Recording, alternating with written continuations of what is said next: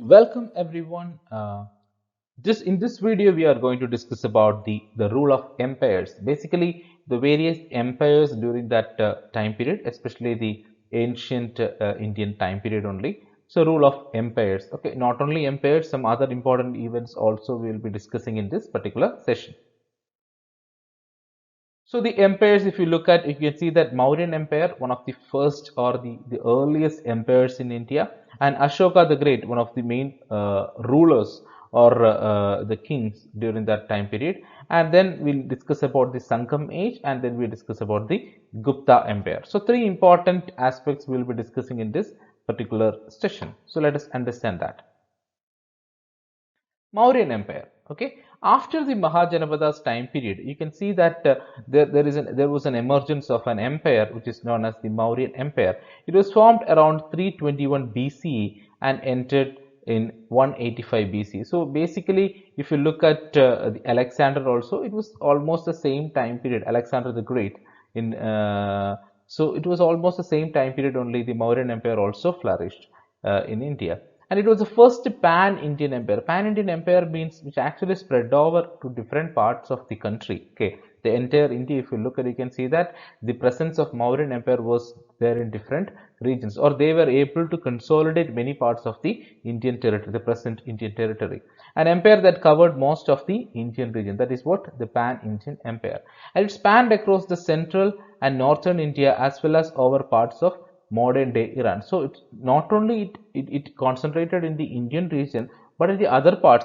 If you look at the present world or the present world map, you can see that in the other parts of the world also you can see the presence of Mauryan Empire. And Chandragupta Maurya was the founder of the empire. Okay, very important information. Chandragupta Maurya was the founder of this particular empire, and his mentor or his you can say that one of the main influences for him was Kautilya.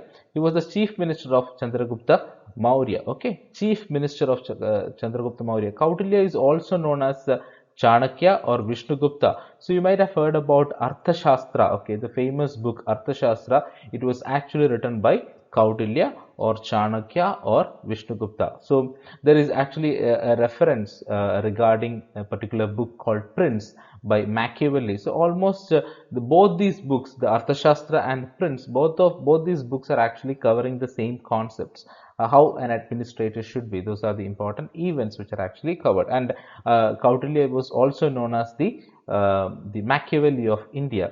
But actually, it should be the other way around, because Kautilya's time period and Machiavelli's time period, there is a huge difference. Okay, it was during the BC time period only Kautilya was actually writing this Arthashastra book, and it was only during the 17th century or in the 18th century only the Machiavelli who wrote the book Prince. Okay. So if you look at the Mauryan Empire, one of the famous rulers of Mauryan Empire was Ashoka the Great. Okay, very important to understand about Ashoka. When we talk about Ashoka, the one word that comes to our mind is the Kalinga War. Okay, very important information about Ashoka. The Kalinga War is also very significant. Okay, so he was the emperor of Mauryan dynasty, and he ruled almost 304 BC to 232 BC at Pataliputra. That was the capital of the Ashoka's rule. And he renounced war after Kalinga.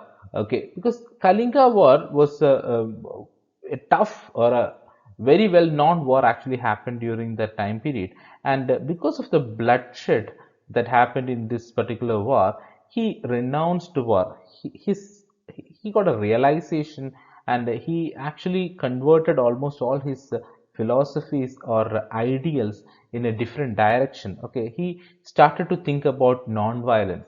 He started to follow the principles of Buddhism. Okay, so that's why he renounced the war after Kalinga War, and he conquered Kalinga. That is the present day Odisha. That was the major objective of this Kalinga War. He conquered the place, but the problem was like, by seeing all this bloodshed, there was a lot of changes happened inside. Okay, inside his belief system or his ideals or his values, and he actually started following the Buddhist philosophies, and he believed in the conquest by dharma. So dharma, as we already mentioned, those are the teachings of Buddha, and he tried to spread Buddhism in almost the other parts of the country, and also in the other countries like Sri Lanka, because he sent his children to Sri Lanka to spread for the spread of Buddhism. So because he was an ardent follower of the Buddhist ideology.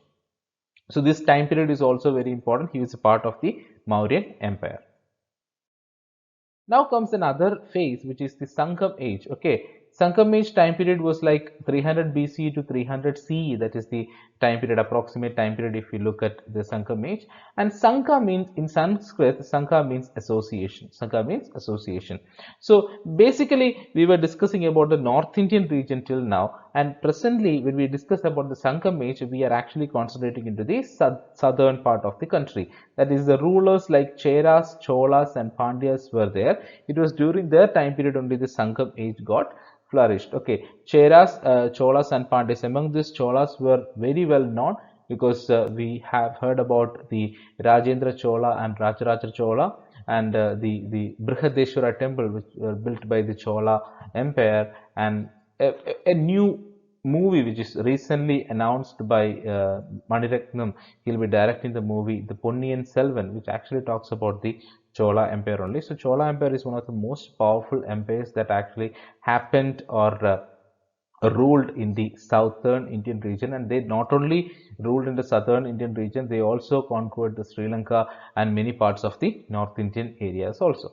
And it was this particular time period, that is it, Sangam age time period, is known for the Tamil literature, the spread of the Tamil literature. Basically, if you look at the contribution of this time period, you can see that Tolkappiyam, Ettu Thogai, Pattu Pattu, Padinan Kilakkanakku, all are actually the contribution of this particular time period. And two important epics were happened or scripted during this time period was Silappatikaram and Manimekhalai. Very, very important. Silappatikaram and Manimekhalai were written during that time period. Silappatikaram was written by Ilango Adigal, and Manimekhalai was written by Sittalai Satanath. Very, very important information.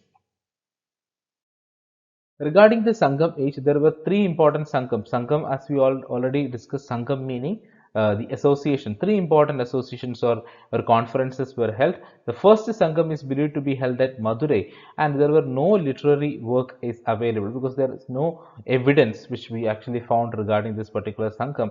And the second Sangam was held at Kabadapuram, and Tolkappiyam was an evidence from that. And then the third Sangam was also held at Madurai. A few of these Tamil literary works have survived because if you look at the history, if you look at the excavations or the evidences, if you search for, very few information we got regarding this Sangam age. The only thing that was visible was regarding the location where it happened. That is, the Madurai was the first Sangam, and the second Sangam was at Kabadapuram, and the third Sangam was also at Madurai.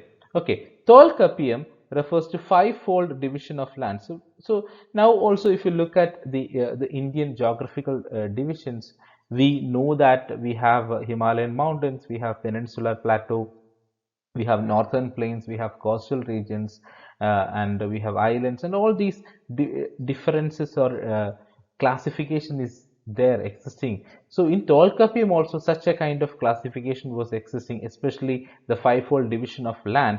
One is the Kurunchi, which means hilly tracts, then Mullai, which means the pastoral areas, Marudam, which means agricultural region, Neithal, which means the coastal regions, and Palai, which means the desert region. So during that time also they were able to classify the geography of that particular terrain, and that we are able to see it from the Tolkappiyam. Okay, Tolkappiyam refers to this fivefold division of lands.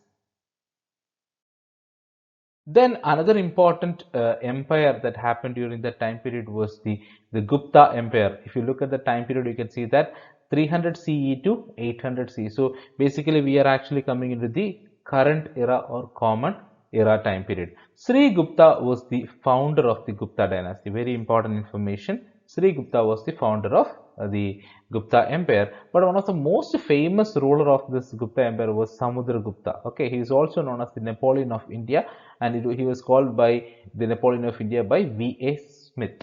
Okay, so Samudragupta was the most significant or the most prominent ruler of the Gupta Empire, and Chandragupta too. He is also known as Vikramaditya. Chandragupta Vikramaditya was the son of Samudragupta. He was also one of the famous rulers of the Gupta Empire, and there existed Navaratnas or 9 gems in his court. Very important information. 9 gems existed in his court, and all these people were well known for their contribution in different fields. Okay, we will let us see that in the next slide. And it was actually known as the golden age. Okay, whenever we discuss about Gupta Empire, people used to tell that Gupta Empire was the golden age of India. Why it was called the golden age of India? Because of their achievements in the field of arts, literature, and science and technology. Very, very important. There were a lot of contribution that happened in these areas. If you look at the Navaratnas, you'll be able to see how that contribution happened.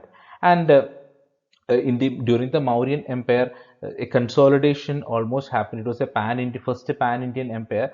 Like that, Gupta Empire also was very instrumental in the unification of India, the political unification of India, or the consolidation of India, because they have captured many territories in the Indian region. Okay, so political unification of India happened during this particular time period. We can actually assume.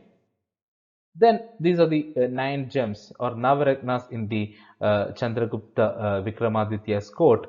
Amarasimha and his work Amaraghosha is a vocabulary of Sanskrit roots, homonyms and synonyms. Very important. So he's a well-known person in literature who has actually contributed towards the literature. Then comes the Dhanvantari. He is considered to be the father of Ayurveda. Very, very important.